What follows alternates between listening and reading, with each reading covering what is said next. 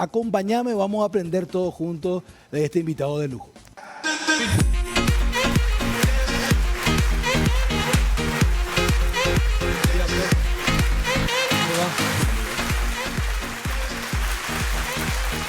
Bienvenido a Buenos Días América, doctor Manuel. Muchísimas gracias. Gracias por la invitación. Es un placer estar con usted aquí. Queremos entender, primero que nada, usando un poco su didáctica, su conocimiento técnico, para la teleaudiencia que es variada, entender bien qué es el JEM, el Jurado de Enjuiciamiento de Magistrados, a quién evalúa, para que la gente entienda de qué estamos hablando. Bueno, el Jurado de Enjuiciamiento de Magistrados es una institución creada en la Constitución del 92 que está pensada para remover jueces y fiscales. Es una respuesta que se hizo en términos históricos para cambiar el modelo que teníamos antes, donde la remoción la hacía la propia Corte Suprema de Justicia al interior de un enjuiciamiento interno dentro del Poder Judicial. Antes de la Constitución del 92 y antes de todas esas, en el último siglo más o menos, la Corte se encargó de todo. Pero con el estronismo, que era quien ponía los ministros y los jueces, vos no vas a encontrar en la historia un solo juez que haya sido removido por la Corte. De hecho, era todo el sistema, mostraba un funcionamiento corporativo, o sea, de cuidado a sí mismo, que los constituyentes que construyeron la Constitución vigente dijeron esto debe salir de ahí y ponerse en otro lugar. Claro. La respuesta que se encontró es la creación de un ente que se llama Jurado de Enjuiciamiento de Magistrados, con una composición más heterogénea. Esa heterogeneidad está dada porque sus miembros vienen de distintos lugares. 2 diputados, 2 senadores, 2 representantes de la Corte Suprema y 2 representantes del Consejo de la Magistratura, que a su vez tiene una composición igual de heterogénea. Entonces, esta es una de esas entidades que están pensadas para proteger la independencia del Poder Judicial, sacando el control corporativo que había antes y transfiriéndoselo al control político. Claro. Y los mecanismos que se pensaron para despolitizar, no es la palabra, sino para descorporativizar, si se puede decir de alguna manera, lo que antes teníamos, el mecanismo de ingreso o la puerta de entrada al Poder Judicial es el Consejo de la Magistratura y el de salida sería el jurado. Clarito, creo que eso fue fundamental. Gracias por aclararnos, porque ahí entendemos. Ahora que entendemos cómo funciona esto, podemos hablar del problema. ¿Qué sucedió en términos de falla institucional, si podemos llamarle, con todo esto de los chats del diputado Lalo Gómez con Orlando Arévalos? ¿Qué no debió de haber sucedido para entender? El jurado por su composición actual, que es lo que mostró no solamente el grupo de chats que se filtró ahora, viene a sumarse a lo que ya se vio en los audios del caso de González Daer. Si vos sumares todo lo que se oyó en aquellos audios, más todo lo que se empieza a leer en estos chats y en el medio inclusive incluís la declaración de significativa anticorrupto del presidente del jurado en ese entonces, Jorge Boarín, vas a tener más o menos 8 años, en un periodo de 8 años que muestran con diferentes fuentes de pruebas corrupción, extorsión a jueces y fiscales, amenazas en el sentido, dame el resultado, entonces no te juzgo, resultado de esta forma, entonces no te juzgo, y cosas por el estilo. Y con ese intercambio de favores entre integrantes del jurado y jueces juzgadores, vos y yo, que tenemos que ir a discutir nuestros problemas ante ese juez, no tenemos o perdemos la razón porque tenemos o no derecho de nuestro lado, sino que tenemos o perdemos la razón porque hay algún político extorsionando o algún miembro del jurado extorsionando. Entonces lo que desnuda esto es que aquel ente que se pensó en el 92 para proteger la independencia de los jueces terminó siendo un ente que extorsiona jueces, que corrompe jueces, que trafica influencias, que compra y amenaza resultados. Entonces la justicia en definitiva no es la independiente, sino es completamente dependiente de ese ente, ¿verdad? Qué clara que son sus declaraciones. Entendemos bien cuál es la problemática y sumo algo, no solamente este es el caso. Hay varios casos a lo largo de estos últimos 8 años que clarifican bien que hay un problema. Así como está funcionando hoy el GEM, está fallando. Sí, si haces digamos, revisión de lo que hace respecto de los fines que tiene o se propone, Sí. no funciona. No cumple, no funciona, Así claramente. A partir de ahí entramos a la reforma.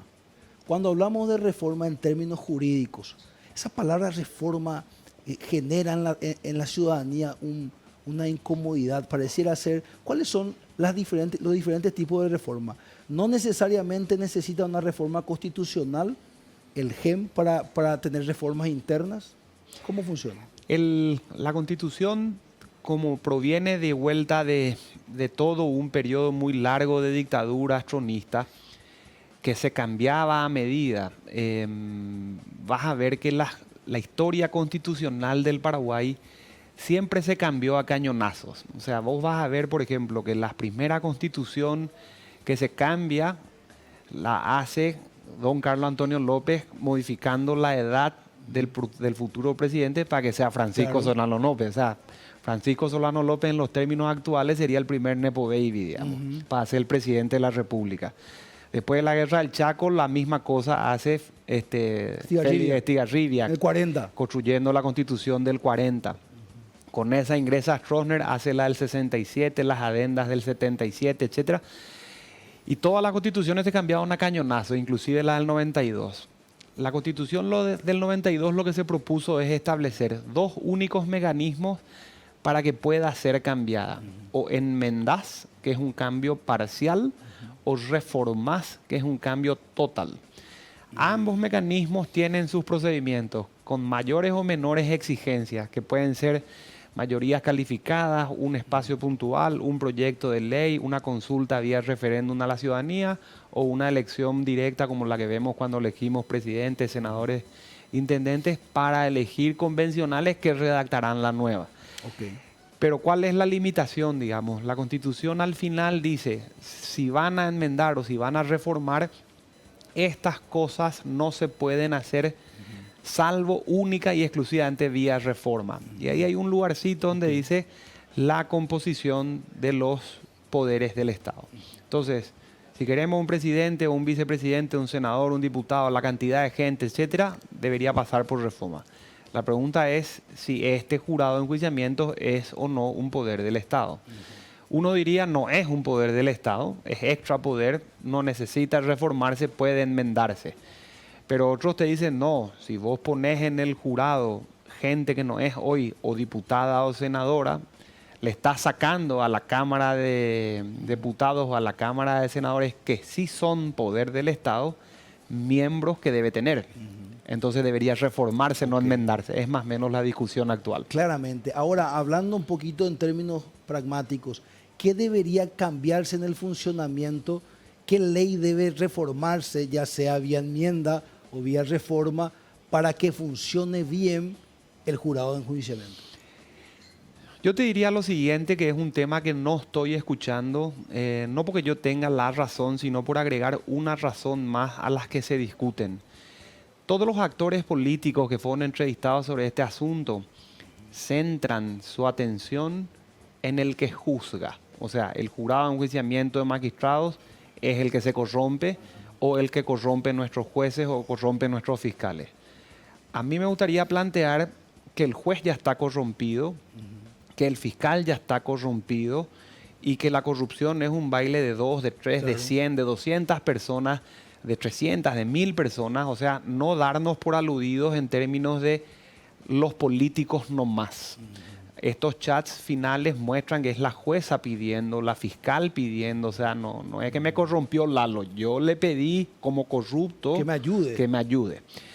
Entonces, sobre la base de que nosotros tenemos hoy poder público en un jurado o en un juez o en un fiscal, vamos a limitar todo el poder para que la corrupción no le afecte a ninguno. Y en mi opinión, eso se puede lograr sin tocar la Constitución, poniéndole mayores limitaciones al jurado como está compuesto hoy, pero en la manera en que enjuicia reglas de procedimiento y cómo juzga, reglas de sentencia, protegiendo al juez o protegiendo al fiscal bueno. Porque si la red es demasiado fina, con tantas trabas como se está planteando, terminas atrapando jueces buenos, jueces honestos, fiscales buenos, fiscales honestos, y terminan saliendo. Claro, que pueden ser un problema para el flujo de la corrupción. Así El mismísimo. bueno es un problema para mí, ¿verdad? Así mismísimo. Entonces nosotros tenemos que buscar el oro.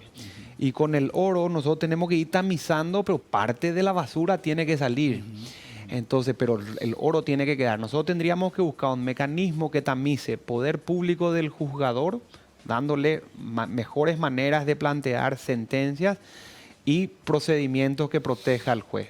Esto puede hacerse perfectamente a nivel legal, no es necesario hacer a nivel constitucional. Claramente. Diego Martínez. Doctor, yo tengo solo dos preguntas. La primera, entrando en el tema GEM, pero enfocándome en el juez Omar Legal, de lo último que se vio, no con relación a la muerte de Lalo, del diputado Lalo Gómez, sino el actuar del juez Omar Legal, ¿es un motivo de sanción en el GEM? El jurado de enjuiciamiento tiene un montón de causales, Diego, que están, creo, en el artículo 14 por ahí. Y hay un inciso, que es la letra M, que establece que un juez que da información, presta declaración a la prensa o de alguna u otra manera con eso afecte o impacte el proceso que juzga, está entrando en una causal de remoción. Después podemos discutir si esto fue un impacto en lo que juzga. Sí. Pero yo decía en otra cuestión, esa es una discusión de ese juez, si nos interesa Osmar, o de ese proceso, si te interesa Arévalo.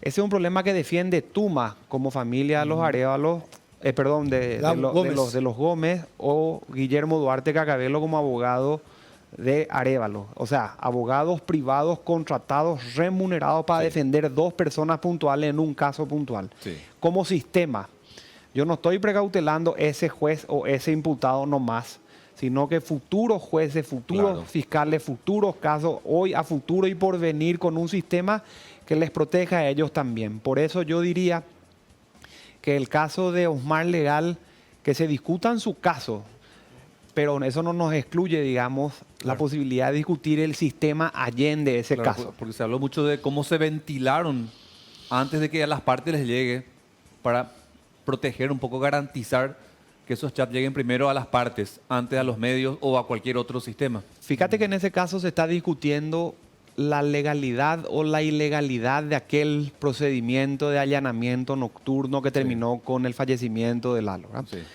Entonces esa es discusión 1, o vamos a llamarle proceso 1. La incautación de esos teléfonos, que no se discute; el peritaje de ese teléfono, que no se discute; el contenido de ese teléfono, que no se discute, le permiten ver al juez información que dice: voy a denunciar para iniciar un proceso 2 o una discusión 2. Entonces, ¿qué afecta a lo sumo? Si hay algo que afecta, ¿el 1 o el 2? A discutir. Sí. Y acá él dice: yo tengo, por Código Procesal Penal, no solamente obligación de denunciar un hecho punible, sino que tengo atribuciones de revisar correspondencia. Tiene marco normativo, digamos, el juez ahí. Mientras los abogados privados, remunerados, pagados para hacer su trabajo, dicen: no, yo no estaba presente. El fiscal dice: yo no estaba presente, Doctor, hay violación de garantía. Doctor, sé que tu tiempo es corto porque tenés que ir al Palacio, pero, doctor, te hago una consulta, la última de mi parte. No como deseo, sino por tu experiencia, tu tacto de abogado. ¿Qué te dice que va a pasar con Osmar Legal en el GEM? Ya sea por la causa de Pedro Juan o por esta filtración de chat. ¿Qué crees que va a pasar con él? Y más si llega César Garay como presidente del GEM. No como deseo, sino ¿qué dice tu tacto como abogado? ¿Cuál va a ser aparentemente lo que van a resolver con su causa? Osmar Legal está protegido. Osmar Legal ahora mismo es un actor importante dentro del esquema judicial de juzgamiento de este tipo de cosas. Tiene protección de la Corte Suprema de Justicia en el sentido de que se siente cómodo con eso. Algo similar pasaba con Rosarito Montanía, que es la jueza que intervino en los teléfonos de abogados cuando yo era presidente del colegio. Claramente la Corte la protegía, o sea, no hubo ni remociones, ni denuncias, ni cuestiones disciplinarias. Eso está por verse en este caso. Algunos me preguntaban, el doctor Tuma suele decir en televisión, tiene la marca de la embajada. Yo no sé si ocurre en este caso, pero de que la embajada corta bastante en este país, es cuestión de acordarse cómo Sandra Quiñones estaba sentada en el juicio oral y público de González Daer con el representante del Estado norteamericano al lado. Como era un juicio oral y público, decía ella, todo público puede estar. Habría que verle al juez cómo se sentía, ¿verdad?, con ese público. Y cosas por el estilo. Pero independientemente de eso, la legalidad de esta o la ilegalidad de esta prueba es mucho más diluida, Diego, que la de aquellos audios del caso de González Daer. O sea, aquella la ilicitud tan grande era que no se pudo usar en los procesos de González Daer. Pero acá la cosa está un poquitito más diluida. Entonces, quieras o no, eso ocurre. ¿Por qué Arévalo renunció? ¿Por qué pidió permiso? ¿Por qué pidió su separación? ¿Por qué contrató abogados? O sea, si tan falso es todo. Entonces, si vos ves que ladra, mueve la cola, tiene 4 patas, y bueno, y perro ha de ser, ¿verdad? Claro, contundente. Una última de parte mía, respetando su horario, doctor, y que sale un poquito del contenido propiamente de conocimiento jurídico, ¿verdad? Que es más opinativa mi pregunta. Hablamos mucho en este tiempo de todo esto, entró una palabra, es cabildeo, ¿verdad? Que es esa costumbre que tenemos, que no necesariamente es mala, en el Paraguay, de buscar amigos, de buscar padrinos, que tiene un contenido histórico del por qué es así, pero que aparentemente cuando se convierte en un tráfico de influencia y no se respeta el Poder Judicial, casi como que carece todo el trabajo previo de valor. ¿A qué me refiero? El Poder Legislativo se encarga de proponer leyes. Si esas leyes no van a estar protegidas, ¿para qué queremos leyes, verdad? Hay gente que dice que nuestra Constitución es una de las mejores de Latinoamérica, ¿verdad? La del 92, que es muy buena. Entonces, ¿cuál es su lectura? ¿Qué tan influida está la política por poderes fácticos que no son elegidos por el pueblo? Se espera que sea así, si vos querés mi respuesta. O sea, el representante es del pueblo y el pueblo no es un todo inacible, es un conjunto de intereses, de asociaciones, de gente, de problemas, de un montón de cosas. Lo que plantea la idea del cabildeo es transparentar, reconocer y tributar este esquema que estás mencionando. O sea, cuando la unión de gremios de la producción se va a hablar con el Parlamento diciendo tenemos problemas de lluvia, mejoremos la situación de crédito, mejoremos la legislación, queremos protección en las invasiones, cuando habla con el ministro del Interior pidiendo ese tipo de seguridad, cuando habla con el... Eso es cabildeo. Y es la protección a un interés de un sector que nos beneficia a todos porque es el sector productivo más grande del país. Cuando el abogado hace lo mismo a través de su gremio, con la corte, con el fiscal general, hace lo propio. Entonces, acá lo que le estamos pidiendo, en definitiva, es a las personas que hacen eso, que lo hagan públicamente en un esquema, digamos, de control, donde si la ley sale, es a respuesta de ese pedido, con este impacto, con este registro, con esta transparencia. Pero se espera que sea así, porque un senador o un diputado disociado de la realidad social que lo puso ahí, directamente no te serviría. Entonces yo no vería como mala la idea, vería como malo el caso donde la influencia se traduce en detrimento de otro sector. O sea, que vos veas una ley puntual que destruye todo el resto de la generalidad. Y bueno, y hagamos ahí el sopesamiento, ¿verdad? Surgió una última y ahí le despido y usted despide la entrevista. Seguridad jurídica. Hablamos mucho de inversión extranjera. Yo siempre digo inversión nacional también, porque hay mucha gente próspera en el Paraguay que no siente esa seguridad tampoco. ¿Cómo usted ve la seguridad jurídica? ¿Está realmente afectado o lo que se hizo fue ventilar cosas que ya vienen existiendo? ¿Qué es lo que ve una persona o se espera que vea una persona antes de invertir?